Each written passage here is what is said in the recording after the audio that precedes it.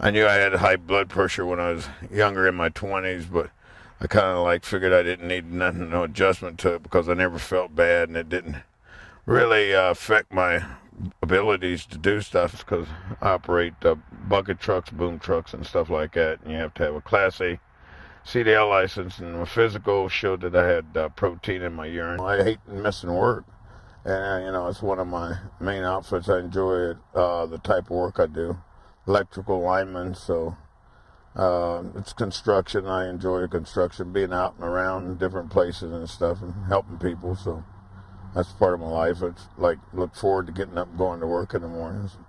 Got used to it after 40 years, so there you go.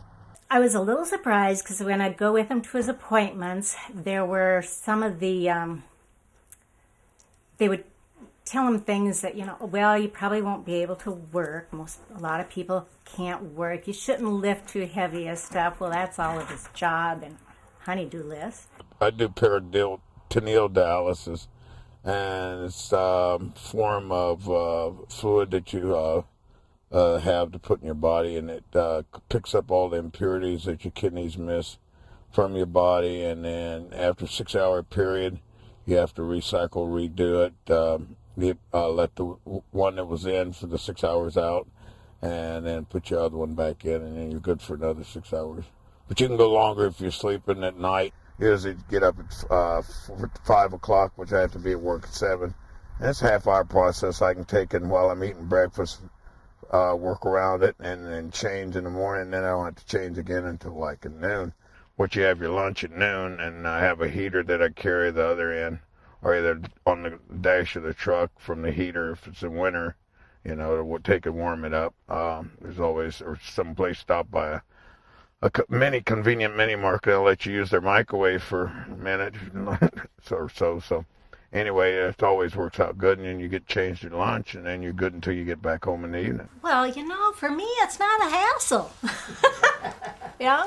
Glen takes care of it and fits it in the schedule. It was a week training down to the clinic on Broadway, and all the staff there was really nice. They went over if you had any questions, they'd go over it again. But they give you this booklet that has all the information in what you should do.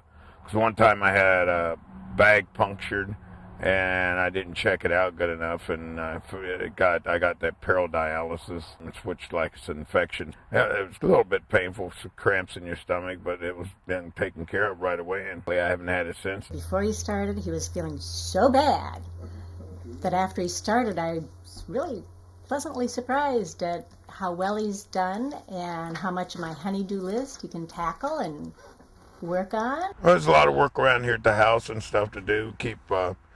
Have apple trees and various trees and lawns to mow. And like with this peritoneal dialysis, I can keep up with most of it, or you never get ahead of it, but I can work with it, and like trimming trees in the first spring of the year, planting different plants and raspberries and planting garden and stuff. We did the kitchen there about a year ago. We added another 6 foot onto it.